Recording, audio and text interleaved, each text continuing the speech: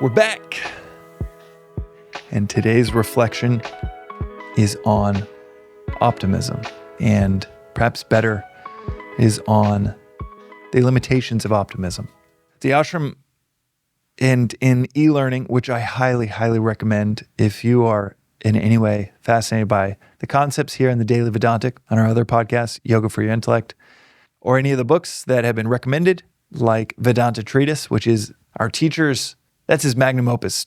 96 years in, he still points to that as the best resource for anyone that wants to learn about Vedanta. And it really is. It is the best resource. It's written over 23 years, 14 revisions, 23 years to write a single book. This is a book that you could read in a week, but that would be reading for information rather than reading for transformation. No one remembers a book that you read in a week. It's far better to spend 2 or 3 pages at a time. In fact, I tell people all the time, order the book, see if the first 2 or 3 pages speak to you, and if they don't, I will buy it back from you. That book is the book that I found on a bedside table in Malibu about 8 years ago. That 3 years into studying Eastern philosophy, that book changed everything in my life. And he will often say that to expect the worst is to be a pessimist, but to be prepared for the worst is a philosopher. An optimist that is just hoping for the best, believes the best is coming, is around the corner, often fails to prepare for the worst.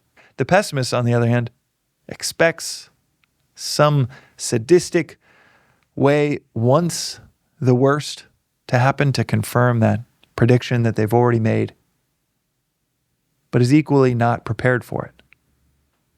The key is in the preparation. To prepare for the worst is a philosopher, because this world is opposites. That is how it's defined in Vedanta. The world is opposites. Like a wave, you can't have only peaks, no troughs, only crests, no valleys. You need to have both for there to be a wave. That is our life. That is the world. It's these undulations between good and bad, hot, cold, that wave, these waves of opposites, they are as predictable as gravity. You can willfully disregard the concept of gravity after someone explains it to you, but it's still going to be a force within your life that you'll have to navigate around. Similarly, the idea that you can just hope, pray, wish for the best, and that the best will happen, as they say in Silicon Valley, so often, founders that are just hoping for the best, they are addicted to hopium. Each conversation, they're just hoping.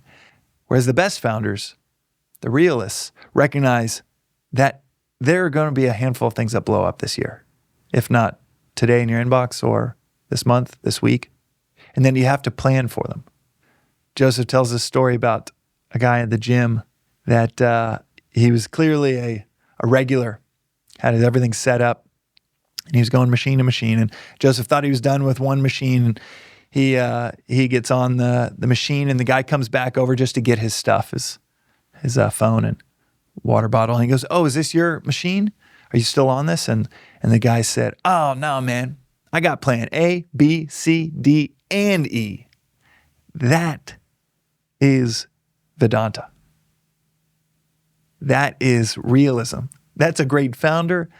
That's a great parent. That is a great friend. That is a great philosopher. Because they are these interruptions, these low points, these troughs in life. They are as predictable as gravity. So between optimism and pessimism, perhaps there's a middle path. I've heard it described that the optimist sees the light at the end of the tunnel. The pessimist sees the tunnel. But the realist sees the light at the end of the tunnel and the next tunnel. To be a philosopher is to be a realist. That's today's reflection on the Daily Vedantic. We'll see you next time.